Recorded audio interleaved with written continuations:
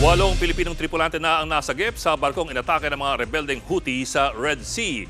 3 naman ang patay at 10 ang patuloy na pinaghahanap. Nauna sa balita si Reniel Pawid. Reniel, kamusta ang lagay ng mga nasagip na Pilipino?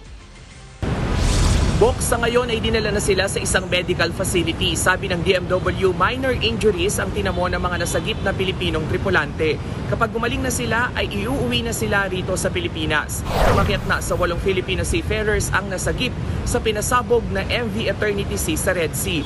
5 tripulanteng Pinoy ang unang nakuha sa dagat, kabilang ang kapitan ng barko. Pakinggan natin ang pahayag ni DMW Secretary Hans Kakdak. In other words, may 3 pang nahanap, kaya 8 na sila ngayon at hindi ko lang i-disclose kung anong current location nila, but rest assured they are safe.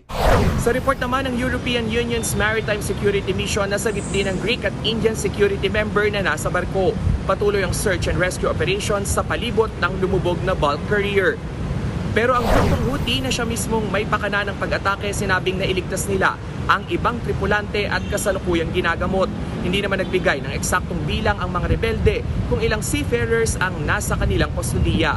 Una nang sinabi ng DMW na 3 na ang kumpirmadong patay sa 22 tripulanteng sakay ng barko. Base sa investigasyon, 2 beses dumaan sa Red Sea ang MV Eternity Sea, pero hindi raw nasunod ang ilang risk documentation kaya sinuspindi muna ang lisensya ng manning agency. Dahil sa pagiging high-risk zone, hinihikayat ng gobyerno ang mga ship owner na magkaroon ng diversion route o iwasan muna ang Red Sea at Gulf of Aden. Muli rin nilang iginiit ang right to refuse sailing policy na karapatan ng mga tripulante. Sa oras na tumangging bumiyahe ang isang Pinoy seafarer sa warlike zone, libre pa rin itong mapababalik ng Pilipinas, bit-bit ang kanyang 2 buwang sahod. Bok. Ulat ni Reniel Pawid mula sa Mandaluyong.